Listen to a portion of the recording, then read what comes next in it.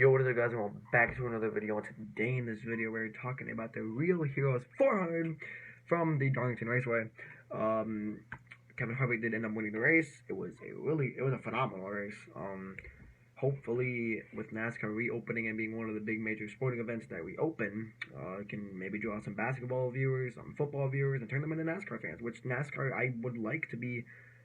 Because NASCAR was second to the NFL before. NASCAR was over NHL, NBA. That was back in like 2010. NASCAR was the second favorite sport in the whole world. Second most viewed. Second most rated too. And if that can be, it's second to the NFL again, that'd be great. I'd love for that to happen. But let's just dive right into stage number one. Stage number one, the first lap. Ricky Stenhouse Jr. spins off of Ryan Preece, I believe, and hits the inside wall, ending his day early. 71 days since Phoenix to turn laps, and then you just pound the wall and your day's over. Not even half a lap. That's funny. Which it does suck, unfortunately. Stenhouse, I don't really like him because I don't like his. I mean, if he didn't race so like damn aggressive or circuit play racetracks and side drafting and all this stupid shit, he'd be fine. It'd be fine. I mean, I have respect for him, but he just wrecks the whole field to finish first. That's just annoying. When he won at Talladega in 2017 to get his very first win ever, I had some respect for him until 2018 Coke 0400 wrecks half the field. And then I think there was not really much more caution. I know there's a competition caution. And then until the end of the stage, Jimmie Johnson spins off of Chris Buescher, hits the wall, ending his day leading. He was leading. Keep that in mind. He was leading, spins off of Chris Buescher. He was feet. Well, not feet, but he was like maybe 1,000 feet away from the start-finish line. All he had to do was go around the corner, and he wins the stage. If he would have won the stage and wrecked, he still would have been fine. But, like it sucks wrecking. You never want to wreck, no matter who you are. Josh Bilicki, you don't even know who that is. Like, you don't want to wreck.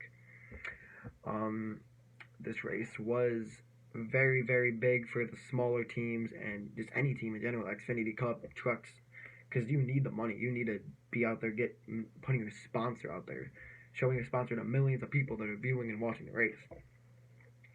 But your stage one results will be right here. William Byron did snag the win.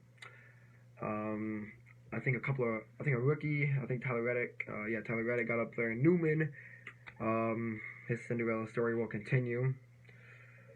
After he gets a top, he's finished 9th in the stage.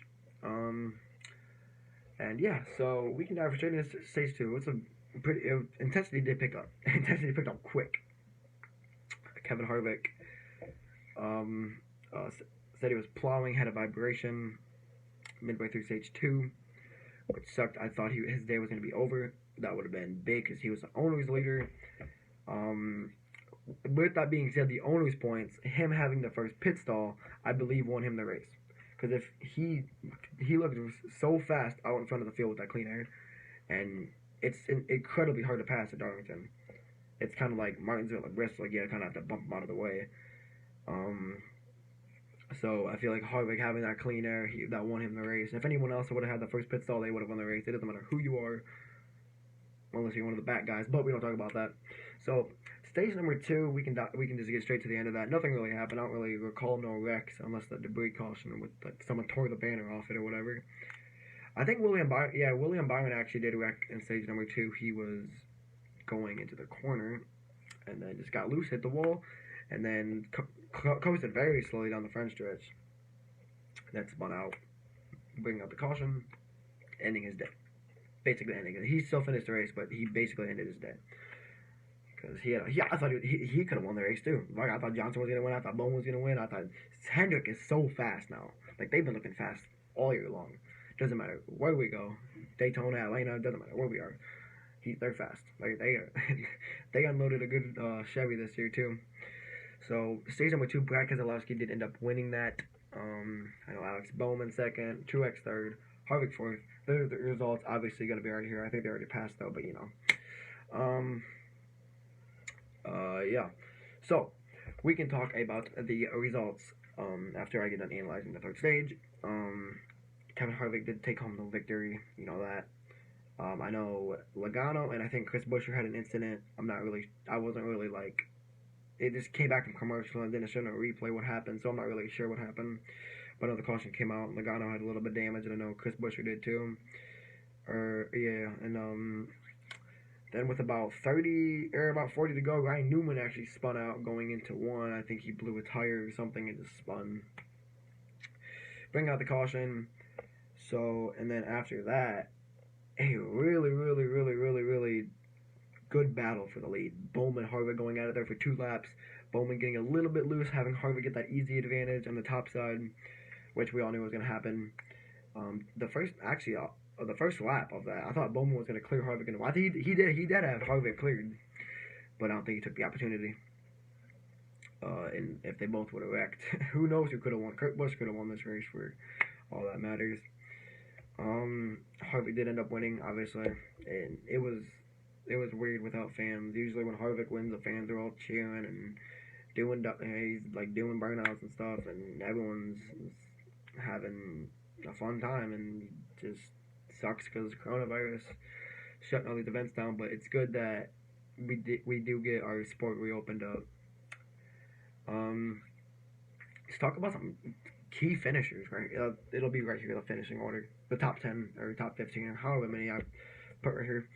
So Alex Bowman got second, which is good for a lot of Earnhardt fans who switched to Bowman since he drives the 88. Chase Elliott, a fan favorite, get himself a top 5. Truex, after having a rough stage 1 and 2, looked bad fast in the last stage, got 6th. Rookie Tyler Reddick, who's really been impressing me. Daniel Hemrick didn't really do much in the 8 car. He did win Rookie of the Year, but I think I'm not sure where he went. But Tyler Reddick has been impressive. His run at Phoenix, he could have won that race at Phoenix for all we know if he didn't wreck. He did pound the wall at Phoenix, though, which did unfortunately end his day. John Hunter Nemechek, another rookie that was up there competing for top 10 finishes. And Matt Kenseth, NASCAR gave him the go. He can compete for a championship. And he did start in the top 10, or he started off with finishing in the top 10. Today he did finish 10th. Austin Dillon 11th, which is big. Ryan Newman did finish 15th after his scary wreck at Daytona. Bubba Wallace 21st. But those are like some of the back guys. Wasn't very many fours in the top 10, actually 2. Harvick did end up snagging a win, like I said before, and John Hunter Nemechek getting 9th in his Ford. A lot of bow ties up in the top 10. Got about 4 to 5. Let's talk about the upcoming schedule here. So we have the Darlington race Wednesday night, obviously. Then we have the Coca-Cola 600 from Charlotte, May 24th.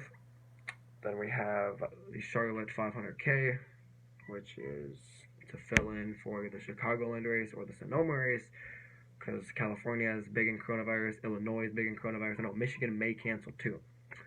So then we go to Charlotte Sunday and Wednesday, 6 o'clock May 24th and 8 o'clock May 27th. Then we go to Bristol Motor Speedway, 3:30, my favorite racetrack. And then it says on my screen we go to Michigan next. That's obviously not the case. Then we go to Atlanta Motor Speedway, June 7th.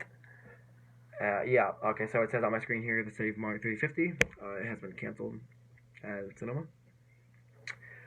The Quick Trip 500 will be on the Michigan weekend at Atlanta Motor Speedway, June 7th at 3 p.m. And then the Blue Emu 500 will be at Martinsville Speedway at 7 o'clock at night. That is one we've all been waiting for this whole season.